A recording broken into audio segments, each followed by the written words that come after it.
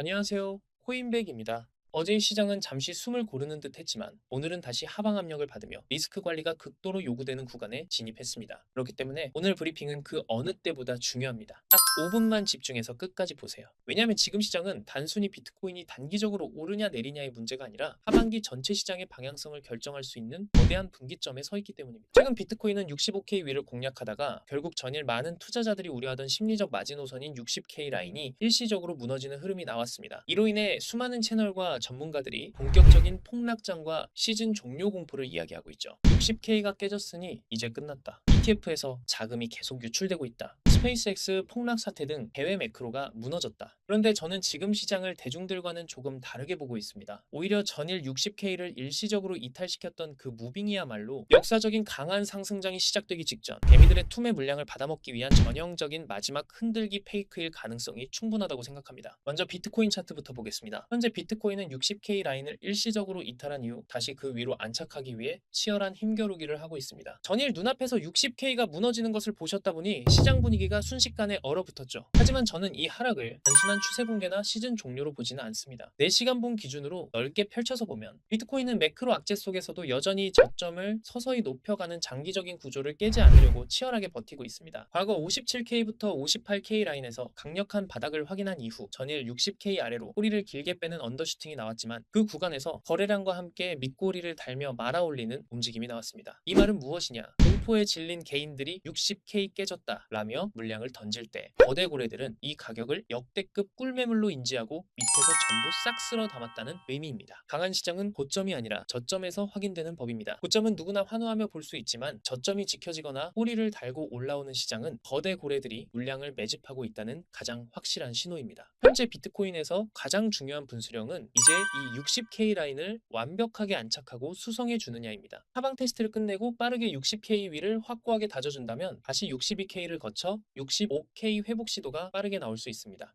반대로 60K 위 안착에 실패한다면 다시 한번 전일 확인했던 바닥권까지 꼬리를 빼는 지루한 횡보를 열어두어야 합니다. 즉 지금 시장은 끝난 자리가 아니라 다음 폭발적인 방향성을 잡기 위해 에너지를 응축하는 구간입니다. 그렇다면 오늘 시장을 누르는 진짜 요인은 무엇일까요? 첫 번째는 연속적인 ETF 유출과 기관들의 차익 실현입니다. 최근 블랙록을 비롯한 비트코인 현물 ETF 자금 흐름이 예전만큼 매끄럽지 못합니다. 오히려 유출세가 지속되면서 시장의 상방 압력을 막는 벽이 되고 있죠. 기관 자금이 잠시 쉬어가거나 리스크 관리에 돌입했다는 의미이기에 단기적으로는 분명한 악재가 맞습니다. 하지만 하루 이틀의 숫자만 보고 시장이 끝났다고 판단하는 것은 하수입니다. 중요한 것은 장기적으로 전 세계 거대 자산 운용사들이 비트코인을 포트폴리오의 핵심 자산군으로 편입했다는 본질입니다. 오히려 이 과정에서 레버리지 롱 포지션이 강제로 청산되고 거품이 빠진다면 시장은 훨씬 가볍고 건강한 구조로 바뀔 수 있습니다. 두 번째는 다가오는 옵션 만기입니다. 옵션 만기 주간에는 시장이 유난히 변동성을 키우며 요동칩니다. 이유는 간단합니다. 파생상품 시장에서 롱과 숏 포지션이 한쪽으로 쏠리면 거대 마켓 메이커들은 그 포지션들을 전부 터트려 먹기 위해 가격을 의도적으로 흔듭니다. 지금처럼 60K 위아래로 심리가 극도로 예민한 구간에서는 위로 쏘는 척하다가 아래로 꽂아버리는 무빙이 반복될 수밖에 없습니다. 옵션 만기 이후 포지션 정리가 끝나면 시장은 비로소 정직한 방향성을 보여줄 것입니다. 세 번째는 새로운 내러티브인 CBDC와 RWA의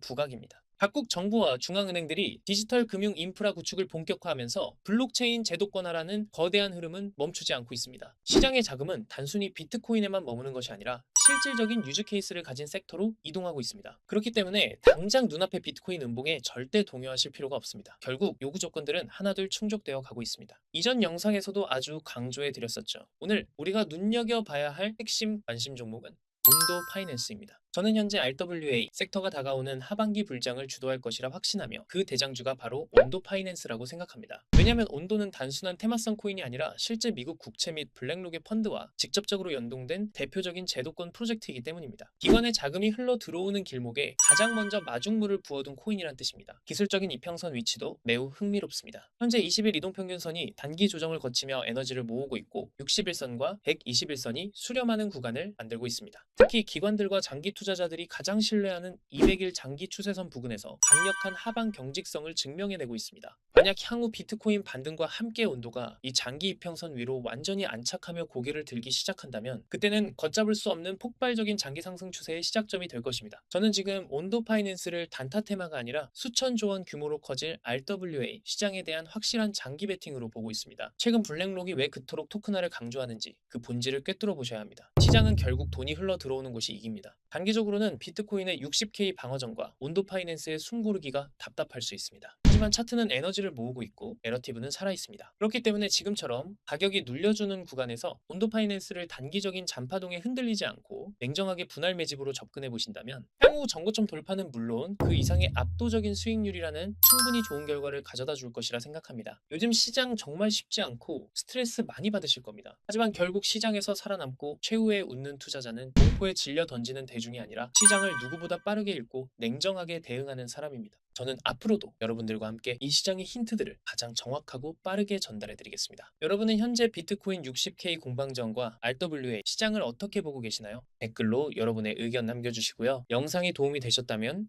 구독과 좋아요, 알림 설정까지 부탁드립니다. 저는 더 빠르고 정확한 시장 분석으로 다시 찾아뵙겠습니다. 지금까지 코인백이었습니다. 시청해주셔서 감사합니다.